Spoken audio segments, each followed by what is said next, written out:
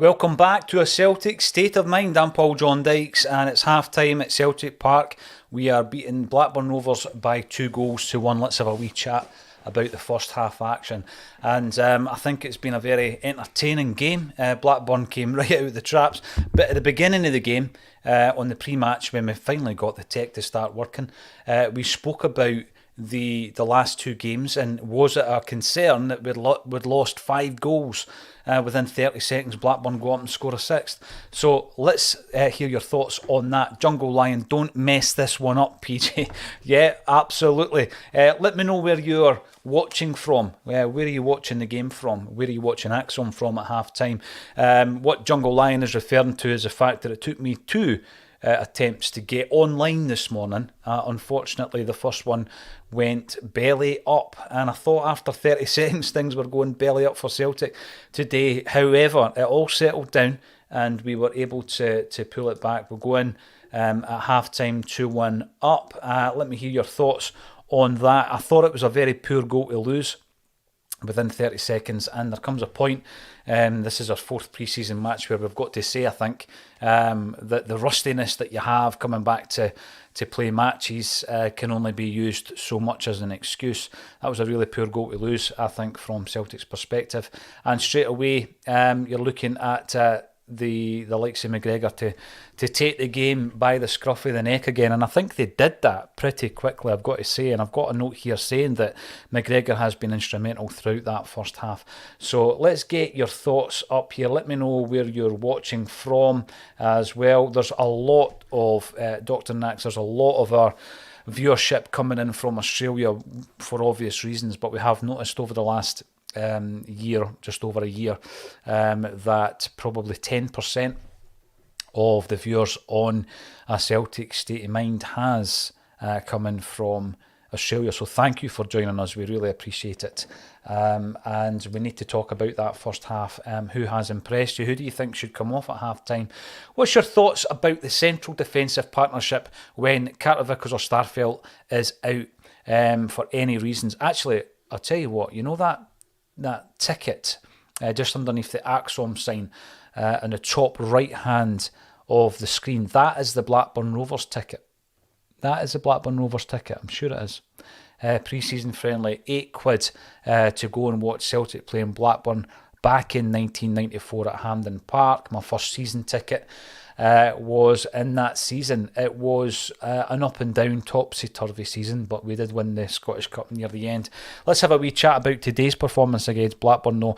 I reckon McGregor has, maskless McGregor has orchestrated the pace of the game. He's picked it up when he's had to.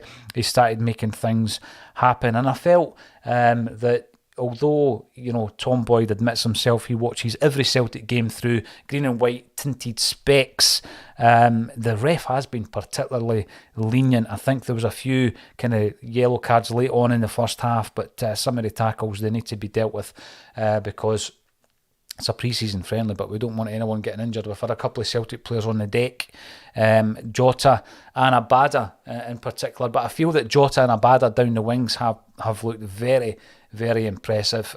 Jota is in the mood. It's great that Jota and Carter Vickers are our players now. There was always that worry last season that come the end of the campaign, there's going to be a bidding war because Celtic have been used as a platform, but it's great to see Jota in full flight down the left-hand side. And it was actually Jota who pulled back the deficit. It was an excellent finish. And I felt that when you look at that particular goal by Jota, it's come from a corner kick, something that we've been very critical of when it comes to Celtic, both in an attacking sense and defensively. Maybe unfairly last season when you look at Carter Vickers and Starfelt's performance throughout the season, but we haven't scored enough goals resulting from free kicks, set pieces. We did today, and after 15 minutes we pulled it back to 1-1. I thought the ball was flighted in, and it was asking for it. And I mean, I've watched the goal a few times. I think Hugo does get that header rather than it being a defensive header. Let me know what you think. And I thought it was a great finish. I was a wee bit concerned when Jota went down. Looked as though he might have been injured. However, he gets the goal and we're back on level terms, cancelling out the first 30 seconds of that game. Dermo, Celtic, Rabbitoh, apart from the first 21 seconds, really good game. Jota and Kyogo causing them plenty of headaches. Don't know what the colour of Kyogo's hair is this season, but it looks a wee bit different from last season. Who was the last player to do that at Celtic Park? Was it Massimo Donati, who used to like colouring his hair? Stephen Holmes, glad we have wingers back at Celtic. It's a massive part of Ange Postecoglou's game, isn't it? His game plan, getting the wingers involved. They have been, I think, excellent. And Abada has tortured their left back to such a degree that I think Pickering ended up getting frustrated near the end of that first half, and he's taken him out. Stephen Sloan, a long time contributor to the streams. Welcome back, Stephen. I hope you're doing well and enjoying the pre-season. Wow, we look faster and sharper than last season. Very exciting times. And I think that's a good point, because we spoke a bit about how Jurgen Klopp's team, when he took over at Liverpool, how it took them a while to adapt to the intensity of both his playing style and his training regime as well. And we spoke to our friends at the Anfield Wrap a few times, Kevin Graham and I, in relation to how it took them time to adapt, but once it all clicked into place and all the players were up at that kind of level, then Klopp's style at Liverpool could be completely fulfilled to his satisfaction. And we spoke about it a couple of times last season. Players came into Celtic, took them a while to adapt. Giakoumakis was injured for a spell.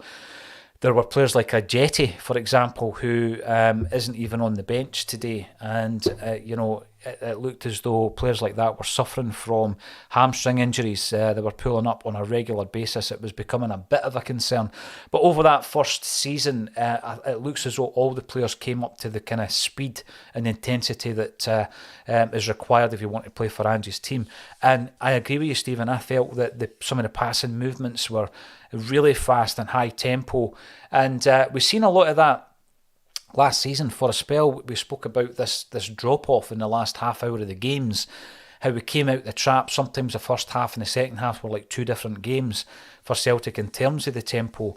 And it's very exciting if we were able to maintain that. So let's keep up the comments. Thank you all for getting involved, Dr. Nax. Abada is like lightning today. Absolutely. Poor ref. Kevin Clancy's in charge, Chris. And I agree, I think he's been very lenient. You've got to protect the players. It doesn't matter if it's a friendly game. We don't want any injuries. I mean, injuries were plaguing us last season. Ridiculizer. We all seem to win the ball, have Gallagher and get him yellow carded. Yeah, absolutely. What's been your thoughts on Stephen Welsh's performance? At the moment, he is the second choice, I would suspect, if Carter Vickers or indeed Starfelt are out. And the latter is out today. Julien sits out the first half on the bench. Will he make an appearance? What's your thoughts on the future of Julien as well? Obviously, he Instagrammed a picture of a flight away out to speak to a potential move, which broke down. He comes back to Celtic and he's had to knuckle down. He's made a few appearances in the pre-season games. Does he have a future at Celtic? Let's have a look here at Grayson Heselden. How much we've matured in 12 months. We'll look a class above. I think there are players, and Abada probably comes into this category. There are players that I'm very excited about in the second Ange season who perhaps were finding their feet, and that's harsh on Abada, finding his feet. He had a great season, but 19 going on 20, playing that amount of games under a new style, under a new regime, under Ange Postecoglou, and I'm excited to see how he performs in season 2 under Ange, as I am with some of the later arrivals, such as Hatate, who I think has looked very good in the pre-season games. He's not featuring today, of course.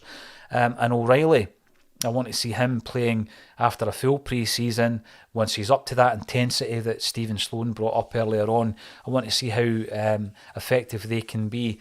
I made a point a couple of weeks back on the Acsom Bulletin, and I was asking the question, can David Turnbull and Matt O'Reilly play in the same team? Well, they've just played 45 minutes very effectively in the same side. Why was I asking that question? Not to be negative. I think we were in a position when we had Tommy Rogic and David Turnbull in the same side. And in the season previous to that, we also had Ryan Christie all vying for potentially the same position. And I know Christie could play left and right also. But we had a lot of players vying for that number 10 role. And what we've seen today is we've seen Hatate dropping out. So McGregor, Turnbull and O'Reilly have started the game and they've been very effective. So I think that answers the question also. Again, the boys are looking quick and smooth.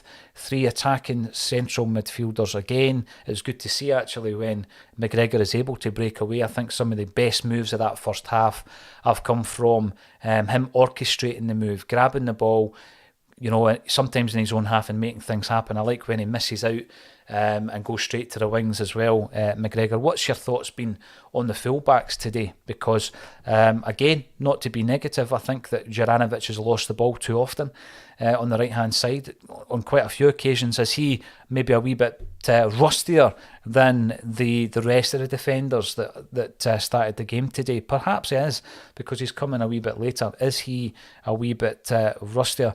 Now, when we're also looking at David Turnbull, I want to ask the question, what does the future hold in terms of him this season? So when he comes in to Celtic, there was that disappointment obviously of what was flagged up in his medical, and it was one of these, it could have been a career defining injury for David Turnbull, but he fought back and he got the move. Eventually he got the move to Celtic. And then it took him a while to establish himself in the first team under Neil Lennon. He comes in the same night that Conor Hazard and Ismaila Soro came into the side against Lille, you remember, and he performed really, really well. He went on a run of games which resulted in him being one of the star performers in an otherwise unsuccessful and forgettable campaign for Celtic, where ultimately we didn't win a single trophy. Neil Lennon left the club, but David Turnbull was a shining light that season, and he won a number of accolades, including Young Player of the Year in Scotland. Then Ange Postecoglou comes in, and there's all these question marks around, is he mobile enough to play this high intensity? Well, I think that was answered when you look at the amount of games he played under Ange prior to his injury in the League Cup final. He was picked when fit, I think, on every occasion. And then because he lost his place in the side, that was coupled by the arrival of players like Rio Hatate, Matt O'Reilly. It was difficult, I think, for him to get another run in the side between the injury in the League Cup final and the end of the season. So I felt a bit sorry for Turnbull, and I asked the question a few times near the end of the season, what does the future hold for David Turnbull? And then, of course, in the pre-season, 2 fairly surprising, I would suggest, departures in Nir Bitton and also in Tommy Rogic. Bitton plays a completely different position, of course, but he was within the same area of the park. And then all of a sudden, David Turnbull comes in for a couple of pre-season games and has performed particularly well.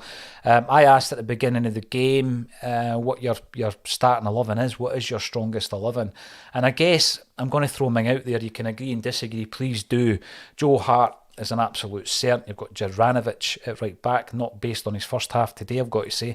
Left back for me still is Greg Taylor, with Bernabe pushing him for a first team jersey. And in the central defensive area, you've got Cameron Carter-Vickers and Starfelt, who pick themselves. In the midfield, I would say that you've got Callum McGregor, Rio Hatate and Matt O'Reilly. That's my 3 midfielders.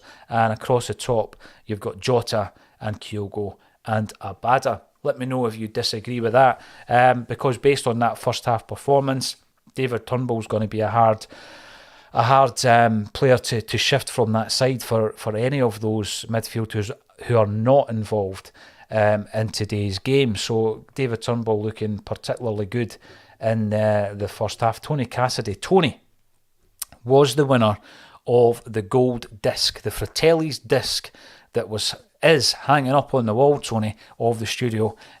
So you're welcome to come and pick that up anytime you want. The other disc, the Verve Platinum disc, was won by Mick Nolan. That is on its way to him as well after a short delay, or maybe even quite a long delay. However, it's on its way. Let's get these discs out to Celtic and Acsom fans who have subscribed to the channel. We do try to get some prizes for subscribers. It looks as though the game might have kicked off for the second half. Let me just refresh my Celtic TV stream for the second half of the game, and we will see what the second half brings. Has there been any changes? We're just about to kick off.